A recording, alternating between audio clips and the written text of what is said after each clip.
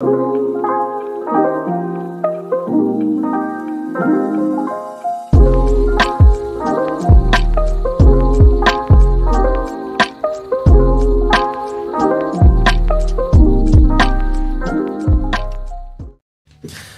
up, everybody? What up, what up?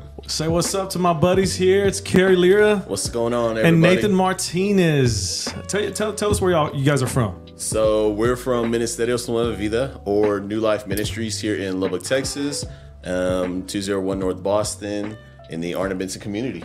Yeah. Shout out to Ministerios Nueva Vida. New Life Ministries. Most people know it as Ministerios Nueva Vida, though, Yep. right? Yes, sir. But you guys are in a transition to kind of like go with New Life a little bit more now, right? Or Yes, sir. like Yes, that? sir. Yes, sir. He's yes, got the most merch. definitely. He's got the merch. He's already. Links posted. No, I'm just playing. The link is I posted. wish it were merch. I want that sweatshirt. Right? Yeah, I know, man. Where'd you get that at, man? Actually, man, so last year when we went to C3, there was a group of us, and so I just had someone in the church print up a whole bunch of them for us that went. So when we got back, I was wearing it like crazy, and everyone in the church was like, I need one of those. And I was like, it's going to cost you this much money. And they were like, I don't need one that bad. And I was just playing. It wasn't like that at all, but that's where it came from. But yeah, we do want to print some up and get some press for the church. I like it, and I like that logo too, man. Like, Yeah, shout out to Vanessa Barrera she's at Trinity, the worship center in Brownfield. Okay. She's one of the worship leaders and pastors there. So she actually designed this logo for us. So yeah, she did a great job, man. Seriously. it looks good. I mean, I'm sorry if you're just listening to this, you can't see, but it's legit, man. It's awesome. And Nate, how's life treating you, Nate? Not too bad, man. So Nate, what do you do at Ministerios, man? I am the worship leader. All right. More specifically for the English service, but I do help out in the Spanish service as well. He does really good in the Spanish service, dude. Okay, I gotta ask you this. So when you sing in Spanish, Yeah. do you understand every single word that you are singing? Or are you kind of like 50-50? Are you 80? I'm closer to 100. I'm not quite not 50-50. But a lot of the song, I mean, a lot of the Spanish that I can speak, a little bit that I can speak, I learned because I grew up singing songs in Spanish at church. Right. So my actual speaking Spanish when I talk to people is horrible. But I can sing it like nothing else. I mean, kudos to you for trying to speak in Spanish, because I don't even. Well, I was at an event this morning, and they were like, "Oh, we've got a class for the kids. If the kids want to come before we get started, we're going to send the kids." Nathan, can you say that in Spanish? I was like, not really. Oh, The translator. I put you on the spot. We had someone else there who could, and what I did throw out there was apparently good enough to pass. But I was like, not really. I don't speak any, dude.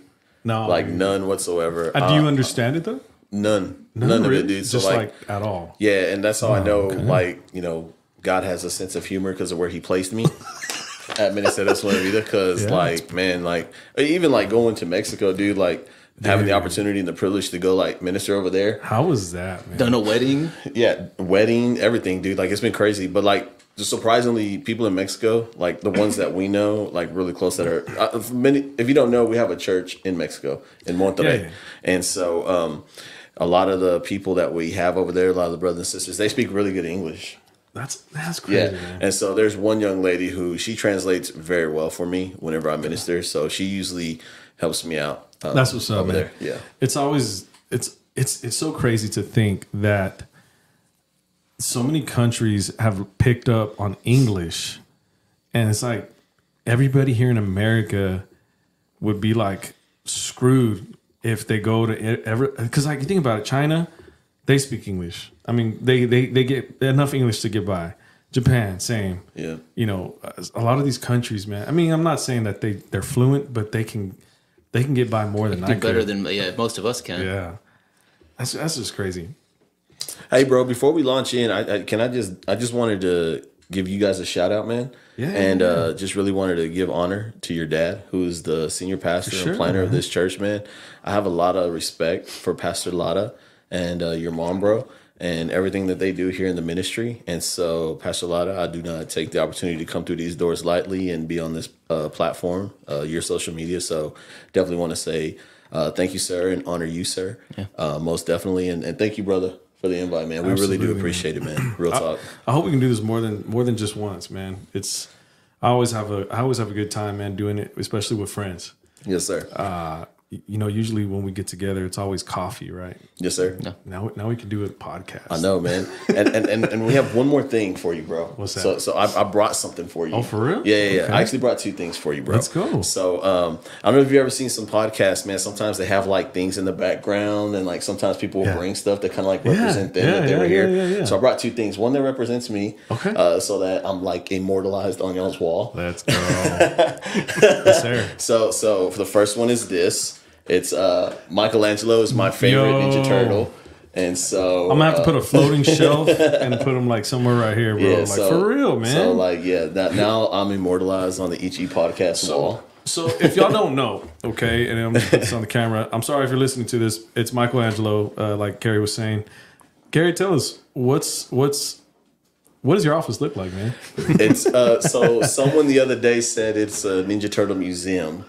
Those were their exact words. It's a Ninja Turtle museum. That's because it's unholy to say shrine at a church. So, man, and it's grown since the last time you saw, bro.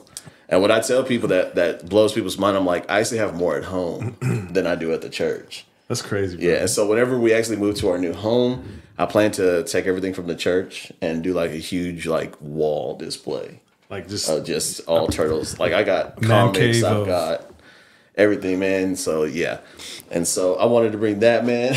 And then I appreciate you, man. Yeah, bro. And then this one right here, man, I brought because I know you're gonna love this one.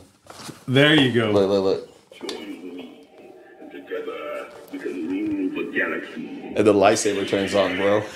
Yo. Oh, it does. Wow. So I know you love Star Wars, man. And it's James Earl Jones' voice. Yes, sir.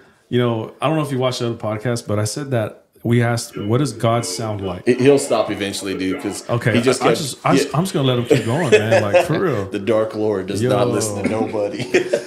and you know what's funny, man, is everybody that's seen the podcast on video noticed that I got these lightsaber looking lights right here, man. And this guy's gonna go in between them now, like for real. He's supposed to stop. I promise you. No, it's okay. I like it. He's just gonna be part of the podcast. Yeah, let's do it, man. Yeah, I'm gonna put him right here so everybody can see that. So yeah, man, that's dope, man. I appreciate you, bro. Man, no doubt, bro. It, man. This is my appreciation, Joe. Just thank you, man. I love it, man. Yeah, I brought half a bottle of water for you, Jake. It's yours if you want it. All right. He's gonna sign it on his way out. It's like Dave Martinez was here, and then he's gonna forget about it and throw it in the trash. Yeah. I was planning on keeping my hand here this whole time, so it looks like I'm holding the lightsaber throughout this entire podcast. Dude, that's the whole point. Like, so trying to find the ambiance light for your podcast is so hard, man. And then when I saw those bad boys, I was like, yeah, it fits perfect, man. It's lightsabers, man. Yeah, it looks great, man. I'm just getting them, and so that's how that happened. There really wasn't no deep thought to it other than I'm a Star Wars fan. I love it. And you guys are too. That's what I enjoy. Gotta be true to yourself, bro. You have to. Yes, sir. You have to, bro. And now I'm gonna have to, I'm gonna have to put like floating show. I'm gonna have to tell Brittany to come in here and help me put some decks in here. And now it puts pressure on every guest from here on out to bring something. It really does. It's gonna be cool. Everybody that's gonna be on here, you've been the bar has been there. Set, you go. You know what I'm saying? That's it, man. Well, man, I appreciate y'all being here because, being in ministry and doing ministry it's quite the adventure and it's quite the journey. And I appreciate y'all's friendship because I feel like anytime we got together, we always had good conversations just about things that it's like, whenever you do ministry, sometimes you feel like I'm the only one. Then you get together with, other people that do the same things as you, in just different ministries. And you're like, I'm not the only one. That's right. And so it's always been an encouragement to be around you guys and, to fellowship with y'all, because I feel like it's always a breath of fresh air. Because, you can't, I have tons of friends and I love every single one of them. But when you have those friends that do ministry and lead, it's like, you can relate to those times where it might get a little bit rough. You might get tired, weary, frustrated, man, even burnt out. Let's talk about burnout for a second, man. Like, how do we? If you're listening to this, you're watching, and if you're serving, no matter where you're serving at, how do we avoid burnout in ministry? What's your thought on that? So I would start with this, brother. I would start one of the major keys to avoiding burnout, because here's the thing: burnout is a real thing. Yeah. It is a very, very real thing. You'd be surprised at how many people that are up on platforms every single Sunday and Wednesday who are like, I can't wait till the service is over. Like they're on like their last leg. It's crazy. You know what I'm saying? And it's just like, to me, one of the things that has helped me, because I have been in that position, I have been in those shoes, I have been in that place. Right. What has helped me now that I'm married, okay, number one, I have a supportive wife who speaks words of life into me. And that is so key. Facts. So if you're out there right there and, you're single, ready to get married, and let me tell you something, who you marry is a huge factor, especially if you're going to be in full-time ministry or any type of ministry. Because when you're tired, when you're burnt out, whenever you're like, I don't know if I could do this, man, my spouse, my wife, Alicia, shout out to her, man, she's like, you can do it. You're going to be okay. She's seen me vent. She's been the person I've vented to. She's been the person I've confided in. She's been the person who speaks words of life into me and pick me up when I'm like, this is so frustrating. So it's important to have the right voices in your life, number one. Again, my pastor is the same way. And then number two, this should be number two, but this should be number one. But honestly, the most important thing for me is having that daily relationship with the Lord. I'm amazed at how many people in ministry today, bro, do not have a daily fellowship with God. Like they do not read their Bibles. They do not pray. They do not have their own private worship time. Yeah. You know what I'm saying? Yeah. They're so caught up in the hype of ministry that they don't realize, hey, look, this is a calling. This is a real ministry. You know what I'm saying? And so ministry is not just what's on the platform. It's praying for people in the hospitals. It's funerals. It's things like that as well. Like it's the meat, like the trench work of ministry in a sense. And so for me, man, that daily relationship with God is vital. It is vital for me to be on the mountain. I call it being on the mountain with the Lord. And so every morning, man, every single morning I get up and I'm up at 3:30 a.m. Now, I'm not saying you have to do that, but for me, 3:30 a.m., I start my day in God's word. That's awesome. And I go through the Bible every single year, and I spend my time there. And for me, like that is so key to avoiding burnout, because here's the thing. It is there. It is in that moment when the Lord speaks to me and he reminds me, this is a calling. This is a privilege. It's an honor to be here. I've called you. You know what I mean? And so you can get so, if you're not in that, you can get so caught up in that, well, this is about me. And I need to be recognized. I need to be promoted. You can become so selfish where your eyes can get so distracted by everything. And wasn't that one of the temptations that Satan threw at Jesus? The pride of life. The pride of life. And so burnout, I truly believe one of the major keys of avoiding burnout, two things: that daily relationship with the Lord. And then like for me as a married man, words of encouragement from my wife. Like she's a major factor in me avoiding burnout, bro. What about you, Nate? Yeah, Nate, come on. Oh, you said it pretty well with those two things. I would add your motives have a lot to do with it, because a lot of times burnout can reveal like what your motives are. There you go. And it doesn't now that doesn't necessarily mean that if you're burning out that you have the wrong motives, but sometimes you can get I don't want to say distracted, or you can get focused on the wrong thing, even though you still have the same motives. You need something to kind of not redirect, but remind you what it was that you were doing in the first place. Especially like as a worship minister, there's so much that goes into that. You're getting chords prepared, getting songs prepared. You're preparing lyrics for your team.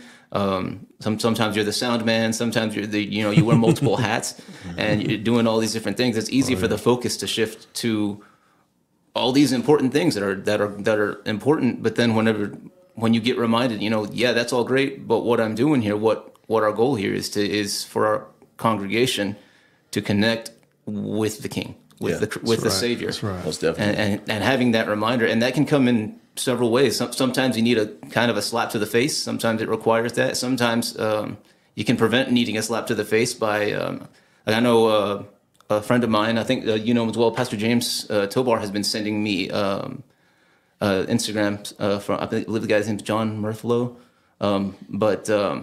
They're actually kind of daily reminders, just kind of why we do what we do in different ways, and it's been really encouraging to have. I haven't actually told him that, so Pastor James, if you're watching, it has been really encouraging. And if you're not watching, James.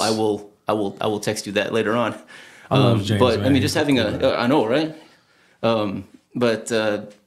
me, it's just that reminder of why it is we're doing with it. And yeah, awesome. it is, like I said earlier, it can reveal the other thing. It can reveal that maybe you've been doing this for the wrong reasons. Yeah, and I would say too, bro, a practical thing that will help, especially like young people or just anyone who's serving to avoid burnout, is to learn this 2-letter word, no. Mm-hmm. You know what I mean? That was me, bro. Yeah, That was me. Because sometimes you can take too much on. That's right. And you start to resent the ministry. You start to resent people, you know, and your attitude comes out. And so honestly, look, you know, if you've already got some things on your plate and they're like, and they probably for a good reason, they're coming to you because you're faithful, you show up, you're dependable. Sometimes you have to learn that 2-letter word that says no, because I have way too much going on. Because if you take too much on, you're going to burn out. It's just too much to handle at one time. That's facts, man. Like that was me. I had a hard time saying no. And my wife was the one that told me, she goes, you're going to have to learn, you know, just to kind of, you know, put myself on blast.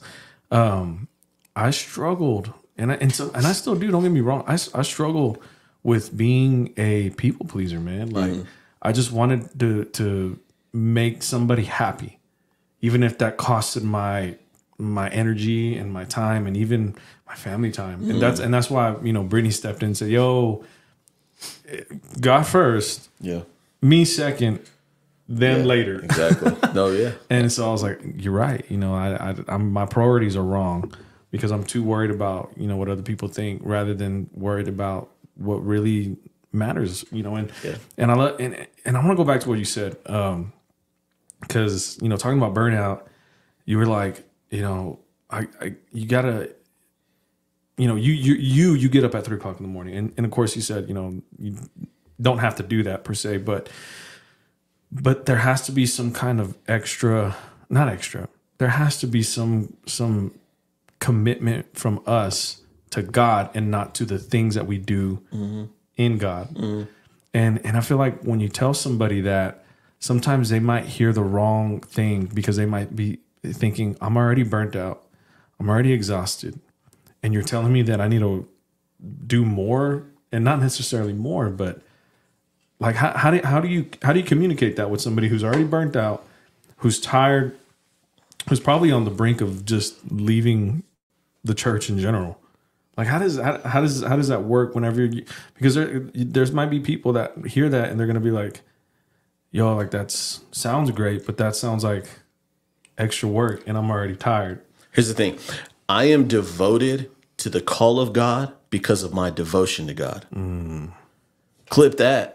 That's good. You know what I'm saying? No, but seriously, everything that I do in the kingdom, I love everything that I do to build God's kingdom, what he's called me to do is an overflow of what God has done in me first.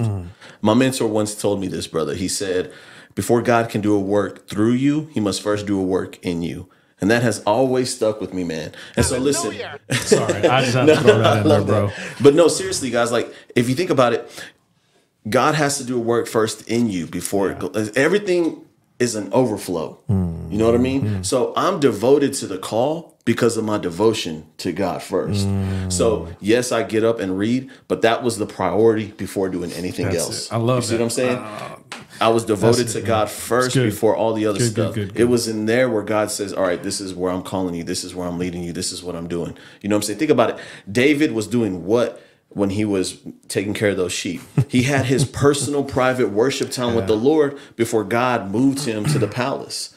You know what I'm saying? There were so many things that God did first in David, in him first. If you think about it, even the disciples, brother, Jesus had to mentor them and work with them first before he left them on their own. And so I would encourage that person, like Nate said, look at your motives. Man, I would check the heart. You know what I'm saying? Make sure that the first thing is your devotion to God. Period. Like it has to be there first, and everything else is an overflow. I'm devoted to the call of God because of my devotion to God first. Yes, sir. That's facts, man. I love that. I like how, you know, whenever I don't want to get emotional, man, but it's like when you come to your senses. Because I think we've all maybe been there at some point. I know I have, and I'll admit that. But it's like when you come to that place where you're like, I'm supposed to be. You're supposed to be my devotion, Lord. It's not about any of this. None of this means anything without you. Exactly. And it's like when you come to that place, it's like God's like, He's just embracing you with love. He's not like throwing shade at you and be like, "See, I told you." God, I mean, the warm embrace that God is just readily available to give, even in those moments, still blows me away, bro. Yes, sir. Still blows me away, man. Well, Nate, I got a serious question for you, man. All right, I'm all ears. Who's the better keyboard player? Oh yeah, this was brought No, up. I'm gonna throw a curveball at you. Who's the better keyboard player, you or Mario? Oh shoot, this is great. Wow. Yes. And for those of you that don't know, awesome. Mario Perez, right? Yeah. He's the other keyboard player at Mini Stadios now, the New Life Ministry. That's So great. That's great. Sidetrack here, y'all. I'm like, That was awesome. what do you think, Nate? What do you think? I mean, you know how good Mario is, and I know how good I'm not. So I'm gonna have to go with Mario on that one. That said, I do believe we do specialize in our styles. In our styles. Yeah. But yeah, I'm gonna have to go with Mario on that one. Yeah, That was great, dude. That was awesome. Shout out to Mario, man. I love my. Oh yeah. Every time I saw him, I was on like Super Mario. Yep. And he just kind of looks at me and told Nate shakes the other day, I his said, head. dude, every time he comes up, we should play the Mario theme song. You know what I've been hearing a lot of on TikTok, a lot of piano players doing now? They're playing the Baby Shark jingle. Really? Yeah, it's crazy, bro. Like I'm just really, that's a thing. Baby Shark. I thought the Baby Shark had already died out already. And you know what's funny is it's mostly in gospel churches, because you know how gospel churches they do the praise break where it's like and then the piano player in the background and I'm like, oh, I see what you did there, Baby Shark, Baby Shark. I can't believe that a keyboard player would sneak things like that into his playing. That is. Did you ever hear that just about? blows my mind. Did you ever hear about Nate? The one time he played the Rocky theme song during altar call. When was this? This was what we did a series called Heart of a Champion. That's what the series is called. Heart of a Champion. Sick, and man. Pastor Chris was doing like he was bringing up the Rocky movie series, and all of a sudden you hear the Rocky anthem in the background. It was the Rocky IV. No, it was the Rocky IV training montage. Yeah. Oh, dude, that's I was like, I heard it and I was like, that's from the Rocky movies. I was like, that's great, dude. So did you just do that off the whim? Yeah, that was in the moment right You're there. a beast, man. Isn't that cool whenever you can do that? Like I said, it blows my mind that who would do that? Who would put things like that? No, I got as a keyboard player. I know you don't. That reminds me, man. Okay, so when I first started doing worship, I played guitar, and I would always like to play like when you first learn how to play guitar, you go through this phase. And tell me if I'm wrong, Nate. But when you first learn the guitar, you go through this phase where you want to learn like all of the '80s rock riffs. Yeah, I'm talking about like "Oh Sweet Child of Mine." There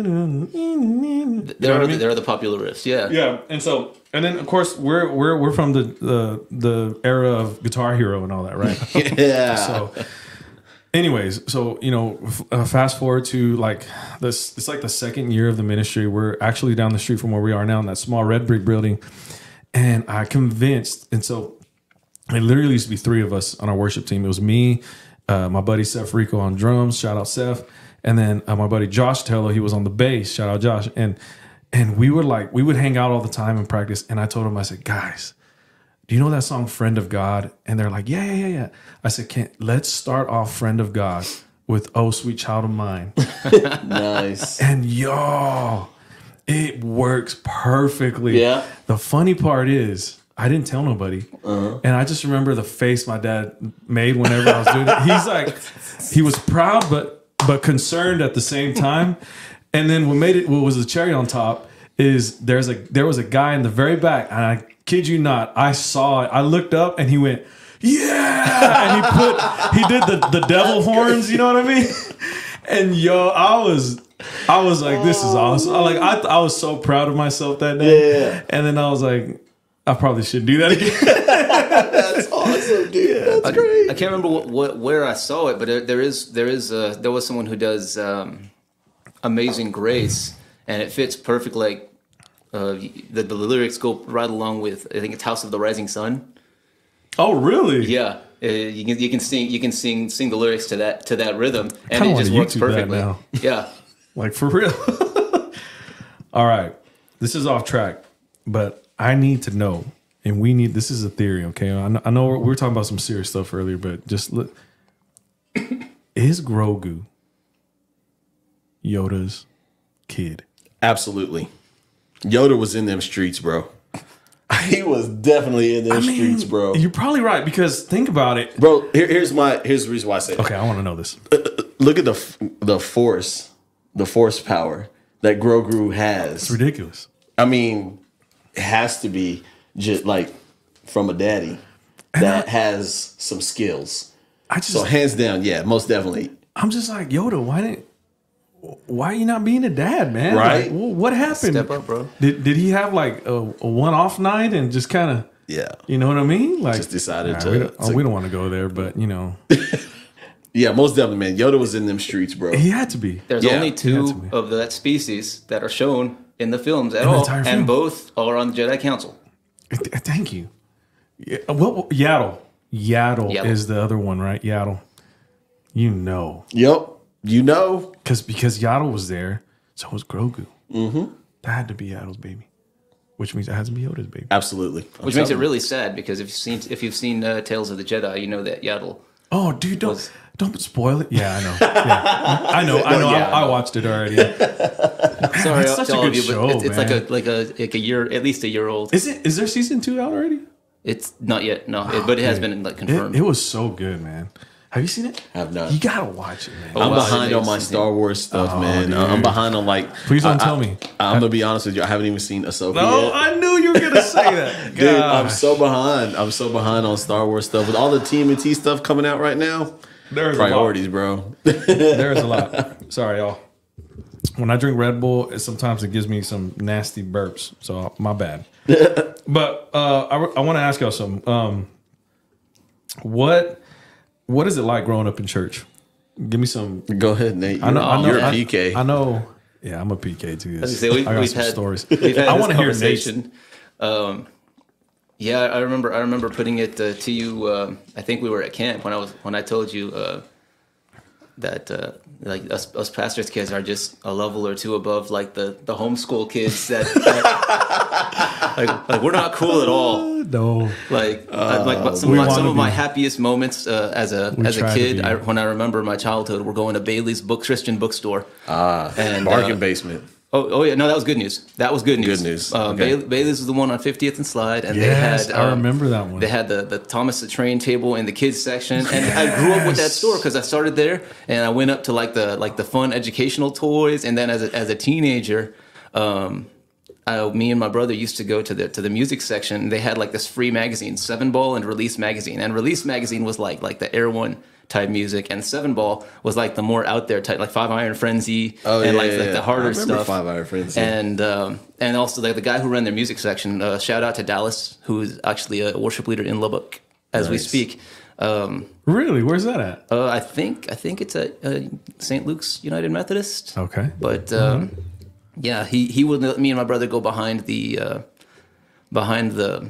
the desk and take free posters from the artists. That explains it. Yeah, so I had my ceiling was covered with Christian artists, those little square posters of Christian That's artists, and I awesome, finally dude. took it down one day because You were definitely a church kid, bro. oh, I woke up in the middle of the night and like Michael W. Smith is staring down at me because of some I didn't think this through the bed placement, and Michael W. Smith staring. I was like, it's time to take those posters down. I think. Kind of creepy a little bit, isn't it? I mean, he's got a brilliant smile, but Wow. not at 3 a.m. Wow. No. So I wasn't a PK. My father was a worship leader. Okay. And so I pretty much grew up in church my whole life. Okay. But yeah, I was at church anytime there was worship practice, prayer, all that sort of stuff, man. So yeah, growing up in church was cool, man. Honestly, looking back, I had so much fun. Like, you were talking about, Nate, some of my favorite times looking back were going with my parents to like the Christian bookstores. Yeah. Honestly, like looking back, going to Christian concerts like Carmen. Oh yeah, Carmen, bro. I used to love going to Carmen concerts as a kid. Untie my bow tie. Who stole my Honda? yes. The Revival in the Land. Yeah. DC Talk. DC Talk. This was like DC Talk if you were born in the 90s was like the Christian rap, at one point. And rock. It was. It was. Before they switched to the Jesus Freak album. Yeah. They were like all hip hop. And yeah, man. So it was fun, man. I actually enjoyed, looking back, I enjoyed it.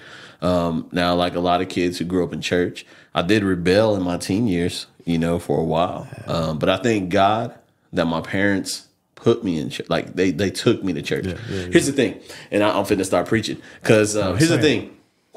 Way too many parents today give their kids the choice to go to church, and it drives me crazy. You know what I'm talking about? Yeah. I'm just being honest with you. Like I grew up in a generation to where I had no choice. I was going to church. If I was up till 3 or 4 in the morning playing video games, you better be ready for church in the morning. You going to church, and Today, where's so-and-so at? Oh, they wanted to stay home and sleep in.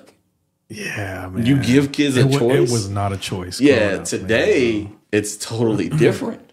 And the reason why I say that is because I thank God my parents took me to church, but also were there too. But I'm thankful that because you know what? Seeds were planted in my life, in all honesty.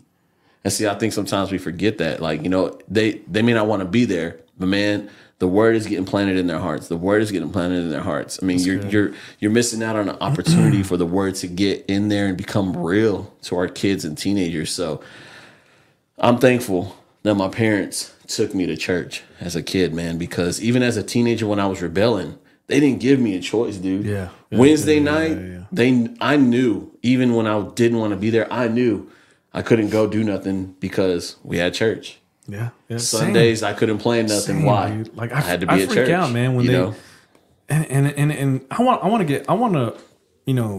my son to get into sports and all that. But I've noticed like a lot of the sports things they do them on like Sundays and Wednesdays, and I'm like, yo, man, like what happened to the respect? Because my thought process is this, and I've heard my dad say this as well. What good is a ball game gonna do for your child when they grow up and life starts, hitting them in all directions, and they don't have they don't understand the priority of having a relationship with God, because they grew up thinking baseball was priority, basketball was priority, football, and football, is a little bit different, but anyway, things like that.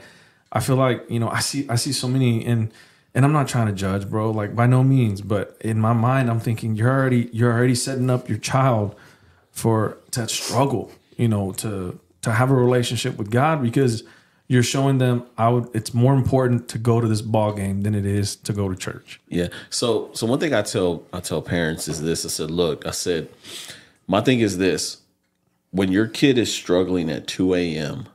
with masturbation, with pornography, come on. When your kid is struggling at 2 a.m.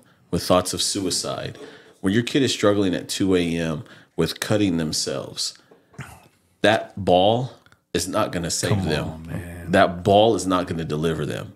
There's only one person who can do that, and that's Jesus Christ. And he gives us the Holy Spirit, which, again, why I encourage parents, take your kids to church. And that's why I say I thank God that my parents took me to church. Because even though I didn't want to be there, man, the seeds were planted. Look what the Lord has done, bro. Because, you know what? And I thank God for my parents for doing that, man, because, you know, like I said, seeds were planted. And you know what? People came along in my life and watered, and you know what? Fruit was fruit. There was fruit that came forth. And so again, I would just encourage you, you know, parents, you know, take your kids to church. You know, don't give them a choice. That's just what I believe. You know, in all honesty, working with kids for so many years. I was a youth pastor for 13 years. I was about to say, man. Yeah, I was a youth pastor for 13 years, and so I saw this a lot. Like I really, really did. And you know, I'm just being honest with you. That's a real thing. And if you think kids don't deal with that kind of stuff today, trust me, they do. Like it's a real thing. So that's why I just want to encourage parents, you know, challenge you, just encourage you. Listen, bring your kids to church. It's important, man. It's been fire over here, man. Like for reals. It's scary to think, man, how parents overlook that, man. They don't see the importance. Now, again, I'm not saying all parents, but you know, you've been in youth ministry long enough. I used to be in youth ministry. I've seen it myself, and yeah, man. I mean, I agree 110% because, like, you know, a lot of these kids, and I've had to counsel kids, man, who great kids, and unfortunately, parents are the kind of parents that, well, me, he didn't feel like going to church today. Well, me, I wasn't feeling up to it, and I'm like, man, like I didn't have a choice back then. Like, church was important, and it wasn't just because, and you don't want to sound religious in that. Because we know that we are the church, right? We know that church goes beyond just the building. Right. But when 2 or 3 are gathered, there you bro, go. Thank you. There's something powerful that happens when we gather together as an assembly. Plus, Scripture teaches us, do not neglect. Yeah. Do not forsake. Do not neglect the meeting together. It's biblical. Yeah. Plain and simple. Do not neglect it. We need to I love the way it goes on. It says, discover creative ways to encourage one another. I like that. And so, you know, I like that. I just want to, again, we're not supposed to neglect that. Because here's the thing, man. If we give kids the opportunity to choose, they ain't going to want to come. You know, in all honesty, from what I've seen, it doesn't matter how cool your youth ministry is. It doesn't matter. If you give a kid a chance to stay home, they're going to stay. Yeah. Why? Because they have no accountability at home. They get into all sorts of stuff. So that's true, man. And I've seen that. You know, I know people that go to, you know, some pretty, you know, well established churches with youth ministries that have things I could only dreamed of as a youth pastor. Yeah. And their teens still don't want to go. Yeah. And it's nothing against it's like you said, nothing against the youth ministry or the youth pastor. It's just parents sometimes don't have that accountability, man. They're not holding the standard for their children. And I would even question this, bro. This is just, I would even question mom and dad and mom. What kind of example are we setting at home for our kids if they don't want to be at church? Yeah. You know what I mean? That's... You know what I'm saying? That cuts deep, man. Like, I'm just being honest. Like, let's keep it real here for a second. If our kids aren't excited about coming to church, is it because they see something at home that doesn't match up with what you're wanting them to do, or what they're being told at church? Like, I love what Colossians 3:1 in the message says. It says, so if we're serious about living this new life with Christ, act like it. And so my question is, like, if our kids aren't excited about being in church, what are they seeing at home from our parents? You know what I'm saying? Because I've sat with kids. I don't know about you, bro. I've sat with kids and they'd be like, I don't know why my parents tell me this, that, whatever. When they yelling at each other at home, cussing at each other, gossiping about their coworkers, and I'm just like, just spilling the tea, bro. And so I'm just saying, like, if our kids aren't excited about church, what are they seeing at home? Dang. It's just food for thought. Nate, what do you think about that, Nate? No, I mean, growing up, it was the same. It was the same for me. You know, I wasn't really given the choice. I was going to go to church. I was going to dress nice for church. Oh, Hey, I'm gonna say something about that here in a little bit. Go ahead. Well, I remember Mark Lauer used to have a bit where it was like, where he said he talked about growing up in a church family, and he's like. And it's like you could tell your mom, you know, oh, I'm feeling sick. She'd be like, oh, well, throw up and prove it. and if you didn't throw up, you went to church. But if you did throw up, she'd be like, oh, well, don't you feel better? Let's go to church.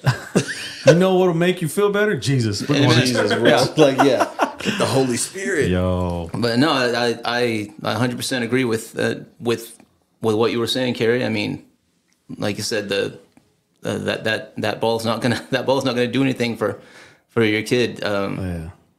I brought up the. We were made to go to church. We were made to dress nice for church. We were made to know that you were going to the assembly of God. You know, you're gonna present your best for God, and I don't and you know what? Eventually we did choose it. It might take some time, but yeah, I mean, it was in church where I just I'm gonna try to stop. I'm gonna try to start learning how to talk real quick. Sorry. No, you're good, man. I mean, it was in church where I picked up the keyboard. Come on. Where we joined. It was getting involved that taught us about commitment. That showed us that commitment that being a Christian involves. Commitment. Then it wasn't just commitment to learning your skill or learning your keys or your notes or your guitar or anything like that. But that showed us. It showed us. It was an example of everything that we needed, and I would encourage parents, make your kids go to church and make them get involved. They will thank you for it later on. I have told my dad before. I haven't said thank you for taking me to church, but I have told him that I am grateful for the way he raised me, and I hold to that. And there's not anything about my upbringing that I would take back. And before I go on with that, I would like to clear something up that I said earlier. All the homeschool kids that I know, they're all cooler than me. So that was not a bash on homeschool kids. They're all way cooler than me. So homeschool kids, you keep doing you. But sorry, I just want to clear that up because I have some really cool friends. The conviction. He didn't mean that. No, I'm just kidding. But I'm grateful for the way I was raised, and my dad and my mom have talked about. You know, they were told by other people, "Why are you so strict on your kids?" Or "Why are this and that?" And again, what Carrie said, look what the Lord has done. Yep. You know, I don't regret. I'm grateful for the upbringing I had, and I know not everyone has the same story. Everyone has their own testimony, but I know I'm grateful for mine, for what God gave me. And my mom, dad, if you're watching this, thank you again. Thank you for what you did for me and John. I won't ever be able to say that enough. But I will continue to thank you guys for the blessing you were in our lives. That's awesome, man. You know, that's true. You know, I was a shy kid, man. Like, don't put me in front of a crowd of people. I don't care for that. I was stage. I had stage fright. Didn't want to. If you would have told me when I was 15, bro, that you're going to be leading worship on Sundays and eventually you'll be, you know, bringing a word on Sunday, like, I would have looked at you and laughed. Really. I mean, I didn't care that my dad was a pastor or that he played music. Like, I didn't see that in myself. But going to church and getting involved, you know, like Nate was saying, it just brought something out of me, bro. Yeah. And I would always tell the youth, like, yo, God brought something out of me I didn't know I had. And I'm not saying that, I was just this perfect person, you know, for it. But it gave me an excitement to be at church and to serve, even if it didn't mean that I had to play or sing or do anything all the time. But it just made me feel like I'm a part of something. And I feel like when you're at that age, you're looking for identity. You're looking for something, community. And I think it was so awesome, Carrie, you know, seeing what you did in the youth ministry, man, when you were heading it up, how you you allowed these kids to create a youth band. They had all these things, and it's just like it was powerful, man, to see the. And I know that encouraged them. I know it did. Yeah. I know. I mean, and it didn't mean that. I know it didn't mean that they were just going to have this perfect relationship with God all of a sudden. But I, in a way, man, it gave them a new perspective on church. You know, and it gave them, you know, excitement to be in church. And I'm not saying that, you know, serving in church, you know, especially for these younger kids, is going to be the solution, you know, to get them to go. But you know, for us. Our media team, our camera guys, they're all youth. That's awesome. our sound guys sometimes, they were all youth, and I mean, I knew they weren't gonna do it right all the time, and they were gonna mess up. But I would always encourage them, man. Like y'all are doing amazing, and now they're getting really good at it. You know, they've taken it and ran with it. And, And I just encourage you, you know, if there's somebody watching this and, you know, you're maybe you're a parent and you're struggling with your child, you know, to go to church, then, you know, maybe, you know, inquire and find out, you know, is there something that I can get my child involved in church? And if you're a youth pastor or just a minister and you're listening to this and maybe your church is struggling, you know, with youth ministry and in that, you know, aspect, then get them involved. You know, and I mean, I think that's important because, man, these kids get excited. That's right. They get excited, and so for some, it might be for the fact that they're going to play or sing, but it's like you were saying, their seeds being sown, and they may not even know that yet, but they're going to realize, wow, they're like in hindsight, they may not see it then, but they're going to be like, wow, I didn't realize that God was planting stuff in my heart through these men and women who were pouring into me and allowing me to do these things and allowing me to serve. So, you know, shout out to the churches that are doing that. And if you're not, then be encouraged, you know, as you're listening, as you're watching, and know that, you know, there's a way, you know, to get these kids excited, bro. Like, it's so important, man. I mean, and you touched on some really deep stuff that I think people don't talk enough about, man. You know what I mean? Like, especially we don't like to, I know a lot of people quirk when they hear this, but I'm talking about like porn. I was gonna say porn. Thinking food right now, man. I was hungry. Yeah, man. You know, like that's a big thing right now. Yeah, and they have easy access right here in the palm of their hands. Easy. And I really think that there's a lot of parents that don't even know just how easily their children can access this stuff. Yeah. So I'll be honest, open, and transparent with everyone out there right now. I struggled with pornography so bad. So did I. As a teenager and as a young adult, man, like porn had a grip on my life. And this was before the cell phone era. So like I was out there like searching to try to find it. Today, kids got it like right here. But man, I'm telling you right now, like that is such a serious thing, man. The enemy is really trying to confuse our young men and women with pornography, man. Just messing them up so bad mentally, and just the things that they see now at a young age. It's crazy, man. It is. And how the devil has made it to where it's like, oh, you know what? You can now make money off of this. You know, you can, you know, post half naked pictures of yourself and now be a content creator. Yeah, that's what they call it. You know, I can be a content creator. There's a scripture I shared a couple of weeks ago in our church, or I think I shared it on social media. It says, "Wealth from get rich schemes, basically, it doesn't last." And I begin to think about our world today, how things like OnlyFans, things like certain things like that, they're like get rich schemes type of thing. Yeah, and how, man, I'm telling you.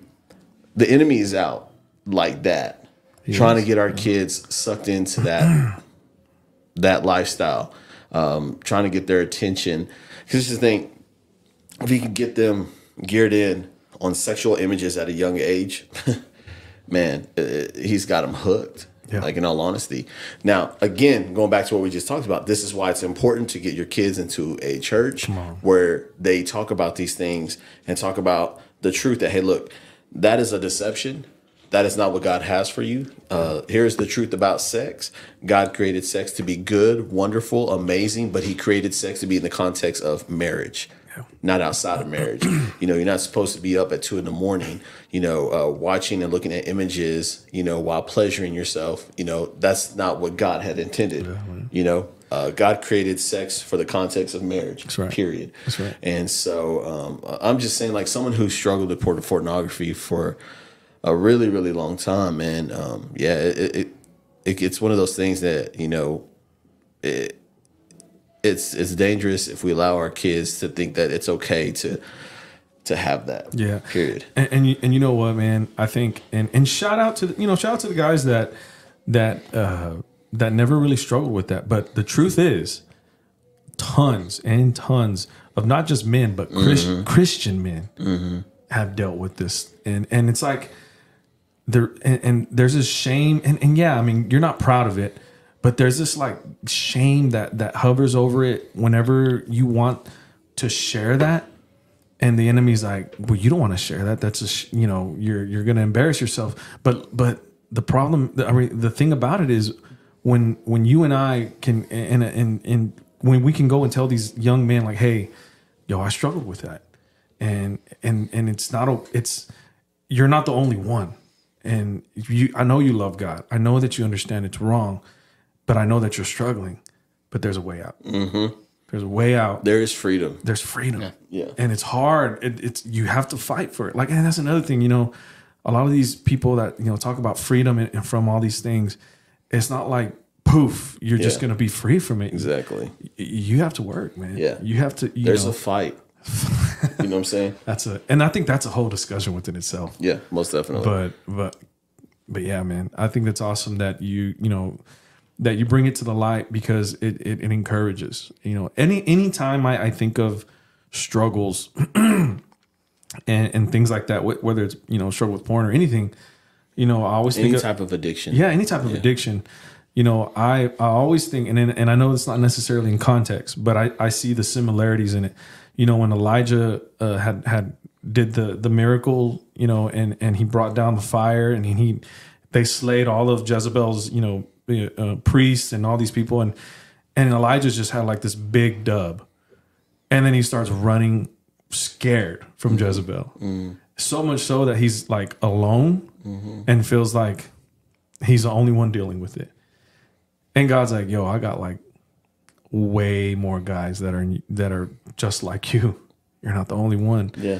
And I feel like that the enemy loves to isolate people. Absolutely. And make them feel like you're the only one, and there's no way out. Yeah. You know what I mean? Yeah. Well, it goes back to what Peter said, that the enemy is like a what?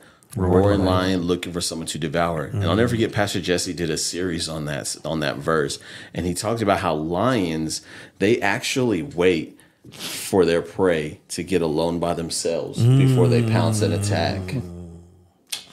So when you find yourself alone, dude, you're in a horrible place. Seriously, moping and but again, there is freedom. And like we said, it's a fight. That's why God gives us the armor of God.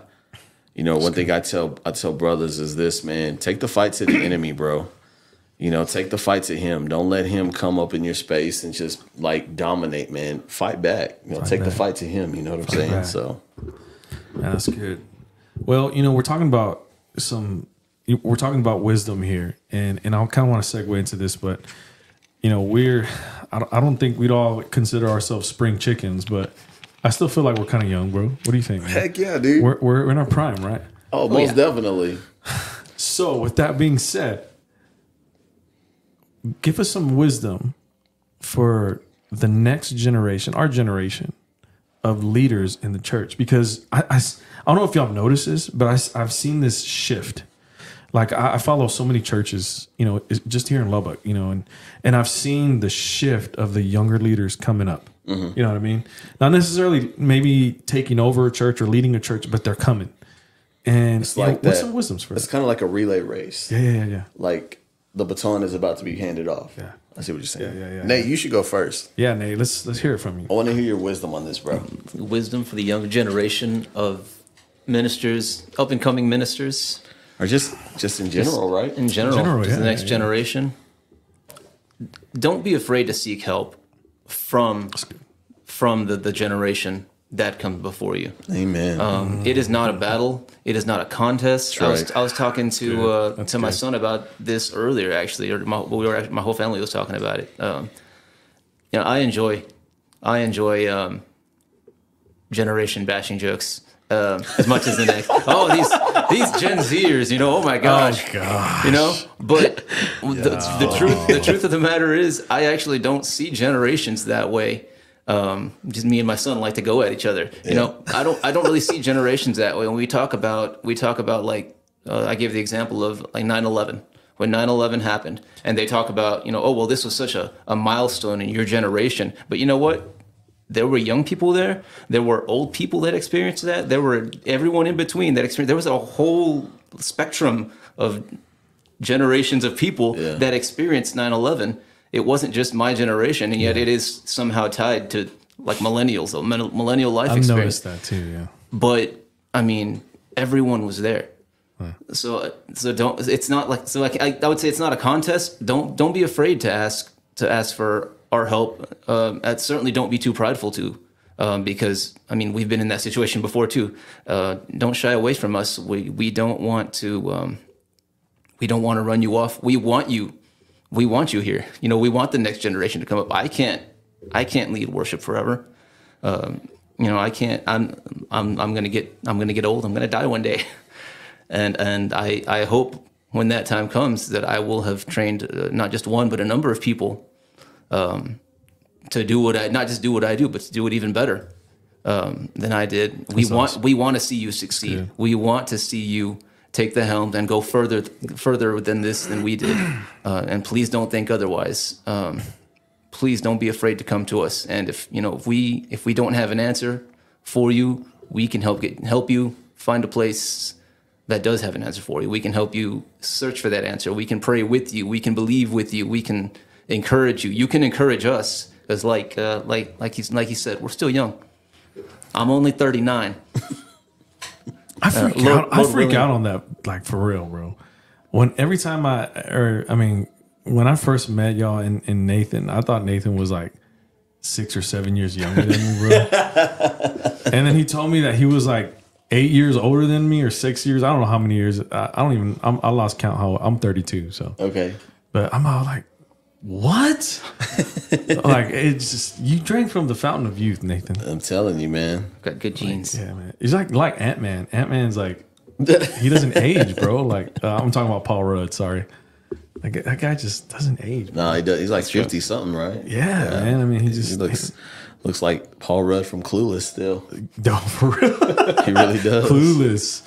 There's a lot of younger guys that are clueless about what that is, man. They don't even know what that is. Yeah, no idea what Clueless is. Oh, yeah, I've gotten to the point where I'm making a lot of jokes that just go over people's heads.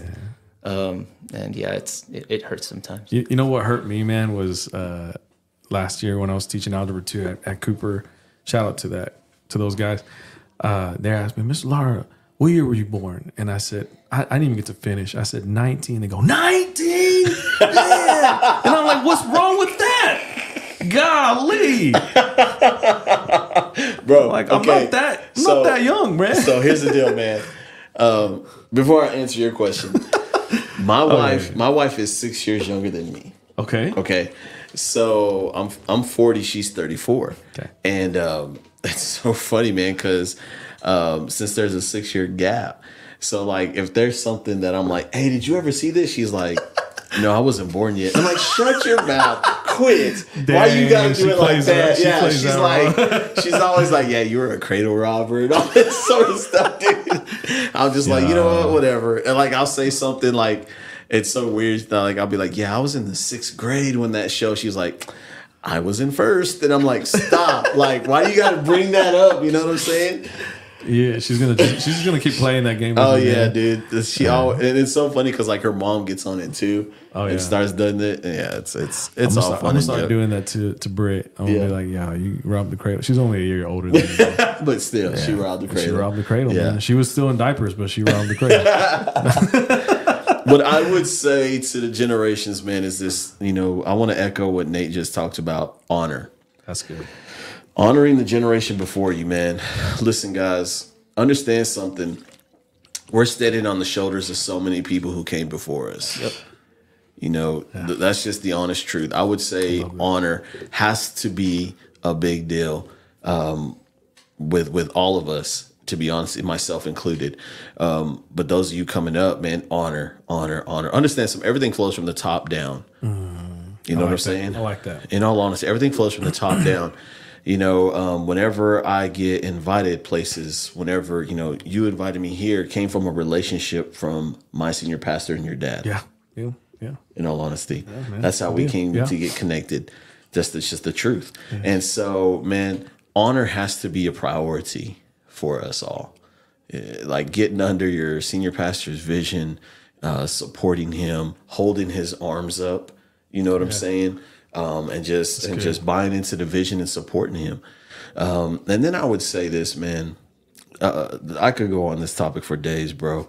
But to be honest with you, I'll just keep it somewhat short. But I would say too, man, there's a verse that I would always share with young people. It's found in Ecclesiastes chapter 12, verse 1. It says, in the New Living Translation, it says, this is Solomon writing, and it's basically like towards the end of his life. And he says, don't let the excitement of your youth cause you to forget your creator. Then he says, honor him in your youth before you grow old and say life is not pleasant anymore. I would encourage you, listen, don't let the excitement cause you to forget the most important person in your life, and that's God. And I say this because so many young people right now, so many young adults, so many millennials, Gen Zers, my people my age, my own people, my own generation, whatever we want to call it. We've bought into the hype of ministry. Mm-hmm.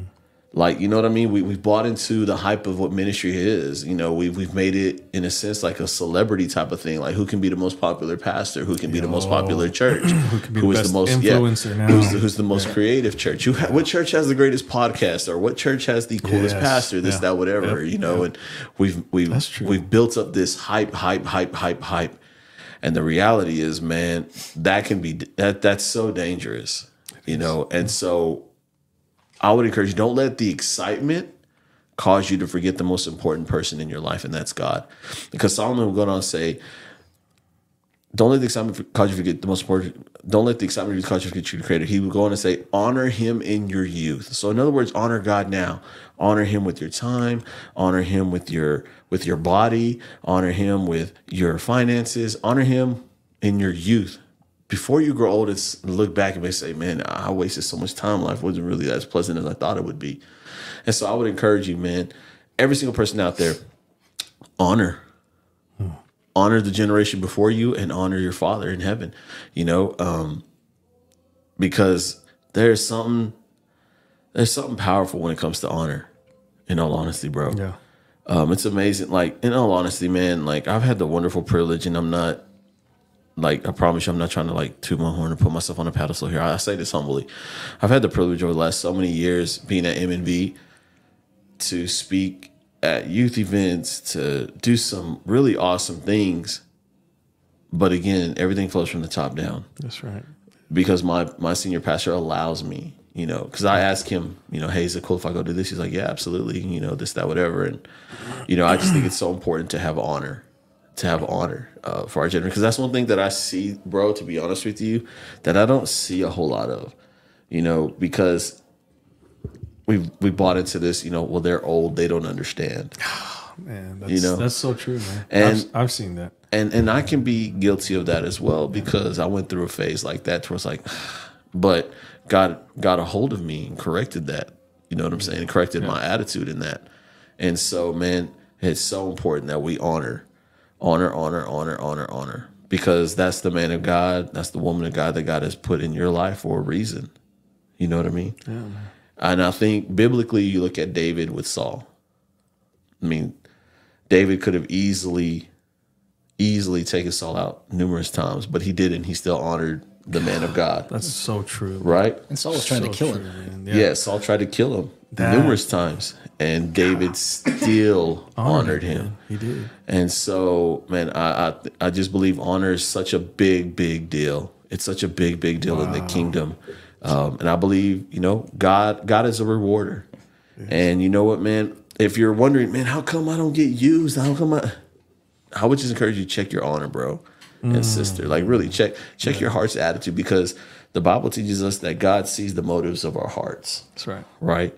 So if your heart's motive is you just want to be on the platform, or you just want to be do this, that, whatever, like we talked about earlier, man, God sees that. He does. And if you're someone behind closed doors, like, my senior pastor's dumb, I could have preached a better message than that. Oh, nope. Ain't gonna happen, brother. I don't care how hard you try. Yeah. I don't care how much charisma you got.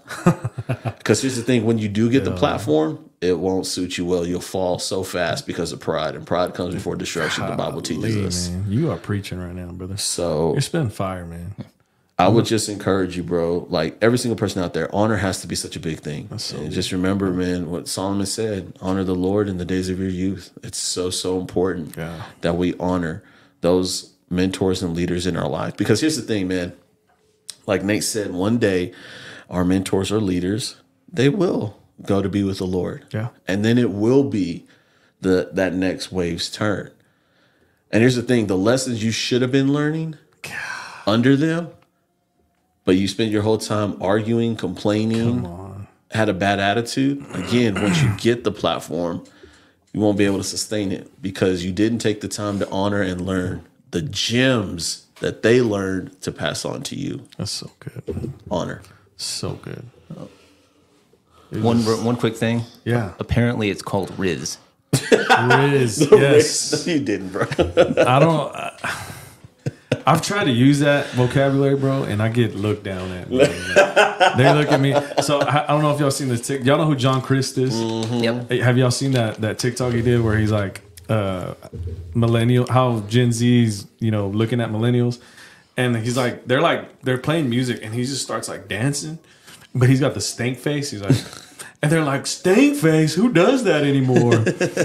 and then he like sits like a certain way, and his legs are showing, and he doesn't have long socks. He has no shows, and the Gen Z's like, no shows? Who wears no shows anymore?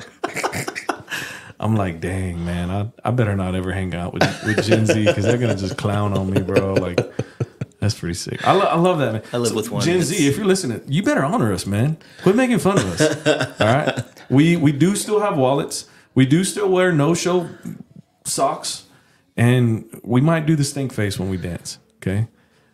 I don't know. Nate, do you do the stink face when you dance? Probably. I couldn't guarantee it, but it wouldn't surprise me.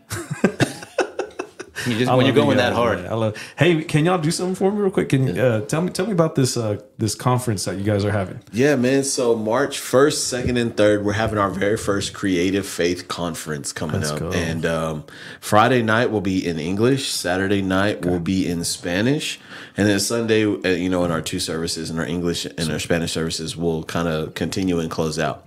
But we got a brother from Houston, Texas. His name is Fernando Alvarez, who is coming, and this dude has a gifting, man. He's a worship leader. He's actually from Lakewood Church. He was on the Lakewood team, and then he branched out and started his like a worship school called Rendered Hearts. And so he also is a speaker. He's traveled all over the world. He has a heart for creativity in the local church. And so we asked him to come and do worship with us. Like, the guys are going to do worship with him.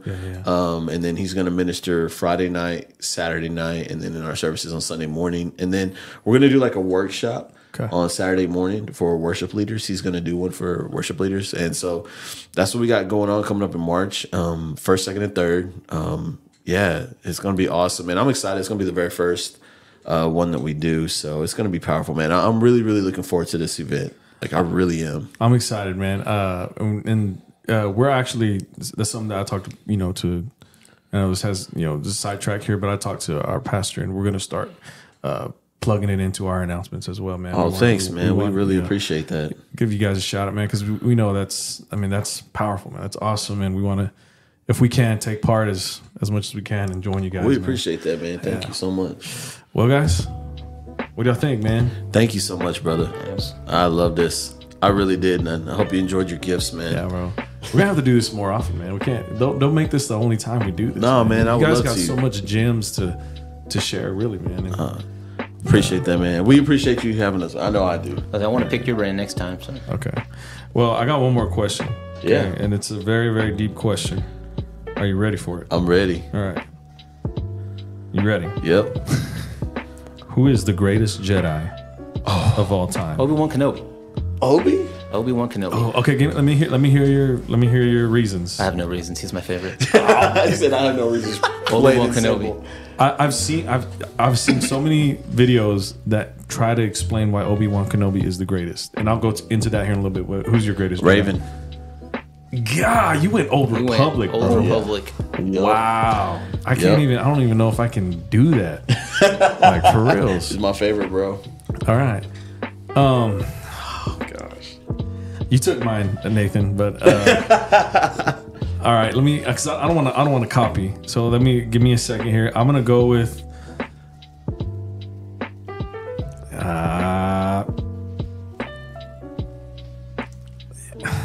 Grogu. I'm just no. I think it's supposed to be Luke. It's supposed to be. It's Luke, supposed to be Luke. But you know what, man? I'm gonna go with Anakin. Anakin? Yeah. My man. I like Anakin. I'm gonna go with Anakin. All right, before you close out, man, favorite Star Wars movie? Okay, and all then what is the best Star Wars movie? Okay, my personal favorite. Yeah. My personal favorite Star Wars movie is Episode 3. All right. Revenge of the Sith. Yeah.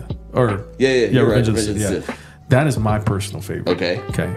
What is the best movie? I think the best one is The Empire Strikes Back. Okay. Nate? Best one, Empire Strikes Back. I'm in agreement with that. As far as my favorite, man, I wish you just count the original trilogy as one movie. I'm an original trilogy guy. Yeah. I'd have to go with the one that started it all, New Hope. Okay. Okay. All right. Okay. My personal favorite, I gotta hear this. Attack of the Clones. Oh, interesting. Because I love the scene with all the Jedi fighting. Okay. That's why it's my favorite. It is dope. Yeah. All right. Now, to me, the best, and I'm probably going to get some, y'all probably going to drag me. Oh, no. Rogue One. Oh. I thought you were gonna say it's No, a heck no. sequel. 7, 8, 9 we'll forget those ever existed. You know, honestly, Rogue One to me is the best is Star Wars such- movie. It is such. That's masterpiece in my opinion. You know, and it was such a good movie.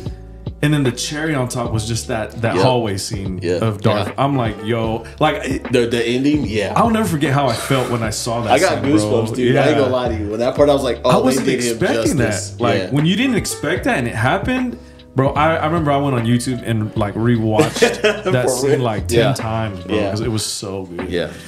I'm so excited, man. And my Darth Vader's gonna Yes, be sir. he's gonna be on this desk now, bro. Heck yeah, dude. So is Michelangelo. Man, love you guys, man. Love you, man. Thank you so much, brother. Yeah, and real quick, I don't know if I did this earlier, but once again, give us the service times for New Life Ministries, Ministerios Nueva Vida. Yes, sir. Every Wednesday, 7 p.m., we have our Wednesday night worship. And then Sunday morning, we have our Spanish service at 10 a.m. And then our English service at 11:30 a.m. All right, and the address is 201 North Boston Avenue here in Lubbock, Texas. If you are looking for a home church, I would encourage you, go and check them out. These guys are all about the Lord and love them, man. Thank you, brother. And shout out to MMV once again.